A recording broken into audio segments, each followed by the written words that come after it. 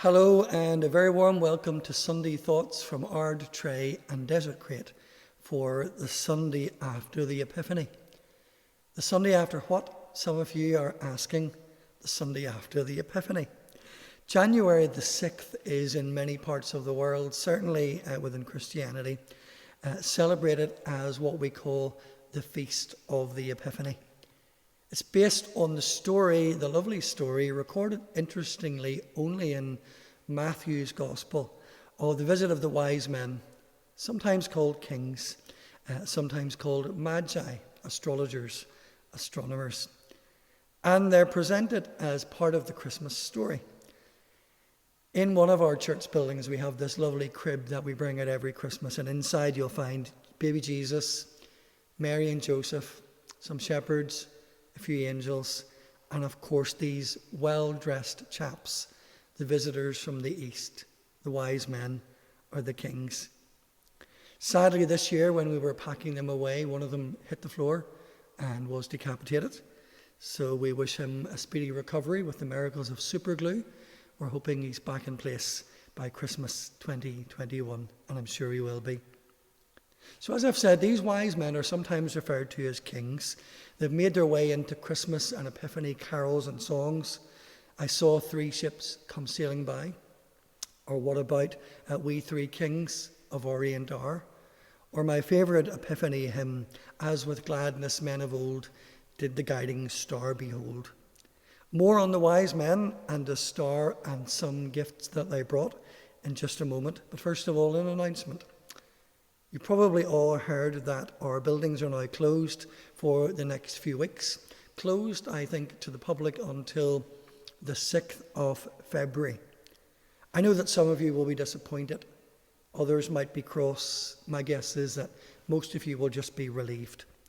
I think it's the right thing to do, to close our buildings to the public, when in every other sphere of life we're trying to keep people safely separated and stop the spread of the virus. The thing to remember is that even though our buildings are for a short while closed to the public, church is very much alive and active. Even if we can't meet in buildings, we can meet online, so do stay with us online. Look for Desertcreat Parish Church on YouTube, or if you use Facebook, just follow Ardtrea Desertcreat. Back now to wise men and stars and the bringing of gifts. Here's our reading recorded at our carol service just before Christmas, read to us by Stephen, the visit of the Magi, recorded in Matthew chapter 2. The wise men are led by the star to Jesus. After Jesus was born in Bethlehem in Judea during the time of King Herod, Magi from the east came to Jerusalem and asked, "Where is the one who has been born, King of the Jews? We saw a star in the east and have come to worship him." When King Herod heard this, he was disturbed, and all Jerusalem with him. When he had called together all the people's chief priests and teachers of the law, he asked them where the Christ was to be born. "In Bethlehem in Judea," they replied, "for this is what the prophet has written. But you, Bethlehem, in the land of Judah, are by no means least amongst the rulers of Judah, for out of you will come a ruler who will be the shepherd of my people, Israel." Then Herod called the Magi secretly and found out from them the exact time the star had appeared. He sent them to Bethlehem and said, "Go and make a careful search for the child. As soon as you find him, report to me, so that I too may go and worship him." After they had heard the king, they went on their way, and the star they had seen in the east went ahead of them until it stopped over the place where the child was. When they saw the star, they were overjoyed. On coming to the house, they saw the child with his mother Mary, and they bowed down and worshipped him. Then they opened their treasures and presented him with gifts of gold and of incense and of myrrh. Thanks be to God. There are certain images that can be described as iconic Christian depictions of the Christmas story. You might think of carol singers, parish churches covered in snow, choristers huddled up in pews with frilly collars, singing by candlelight. And in the biblical scenes, of course, a child in a manger, the Holy Family, shepherds and angels, the escape to Egypt. But my favourite image out of all the sort of iconic Christmas images is that of silhouetted men on camels on a hillside, following a star in search of the newborn Jesus.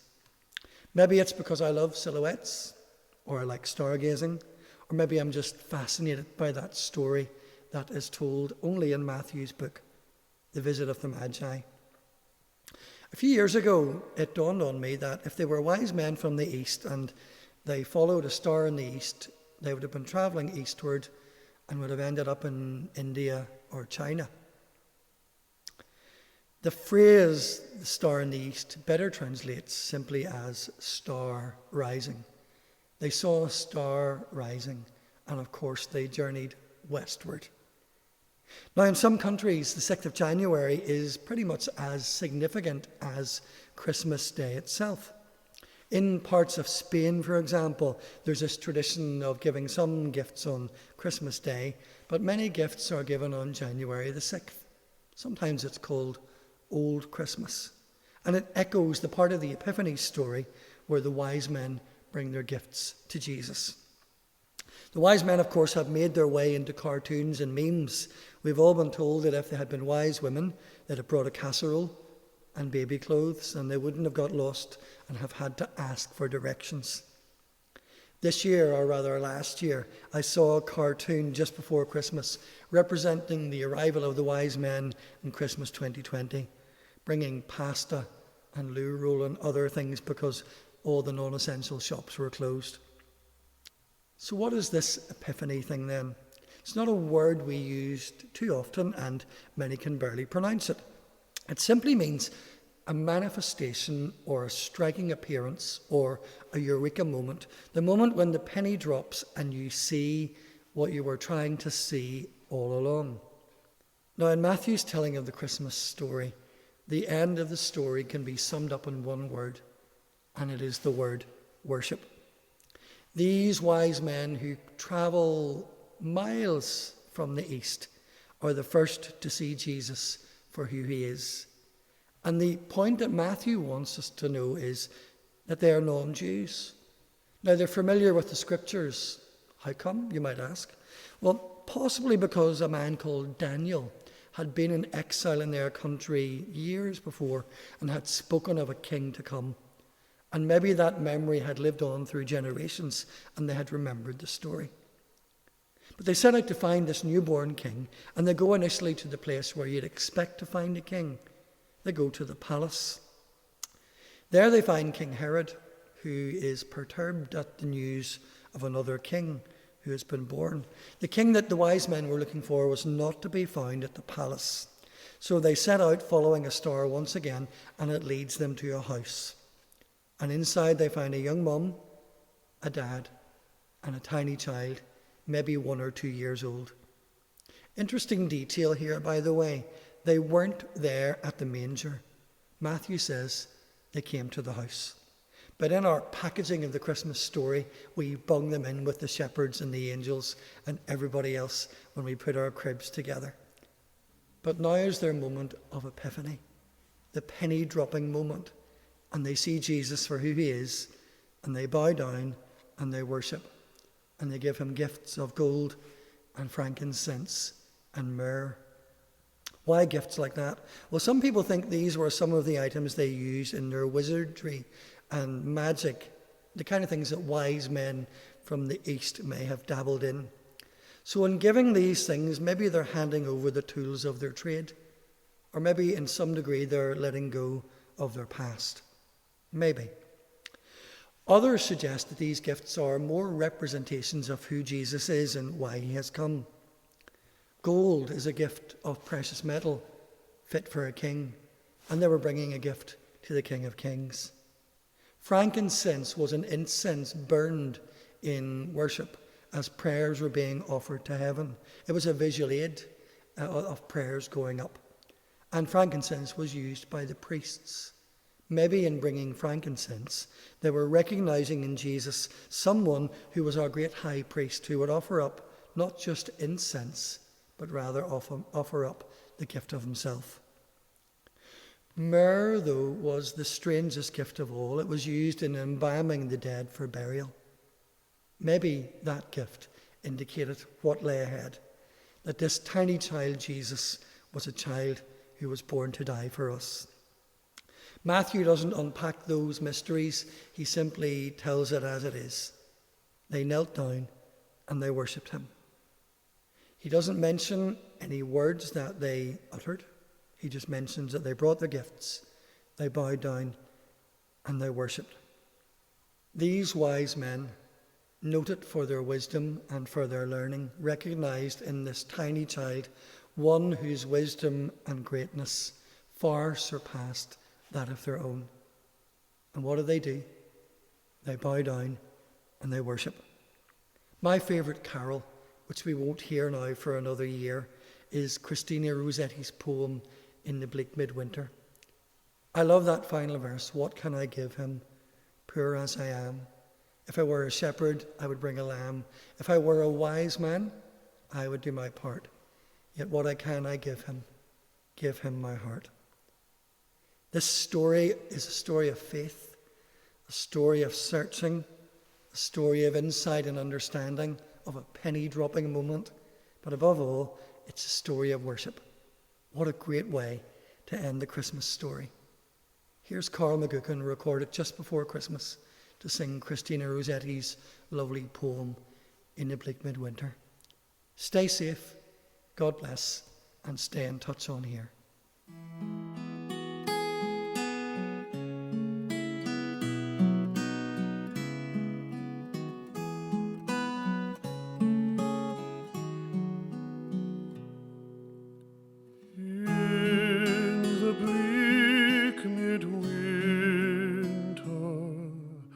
Frosty wind made moan, earth stood hard as iron, water like stone. Snow had fallen, snow on snow, snow on snow. In the bleak midwinter, long ago.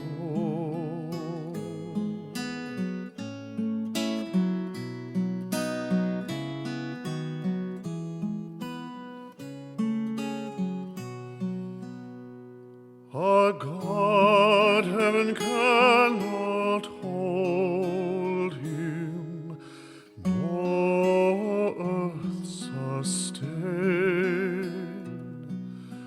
Heaven and earth shall flee away when he comes to reign. In the bleak midwinter, a stable place sufficed. The Lord God Almighty, Jesus Christ.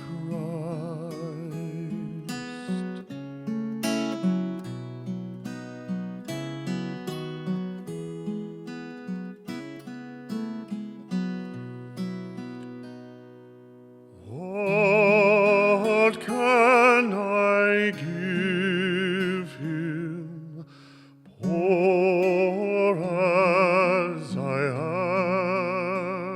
am? If I were a shepherd, I would bring a lamb. If I were a wise man, I would do my part.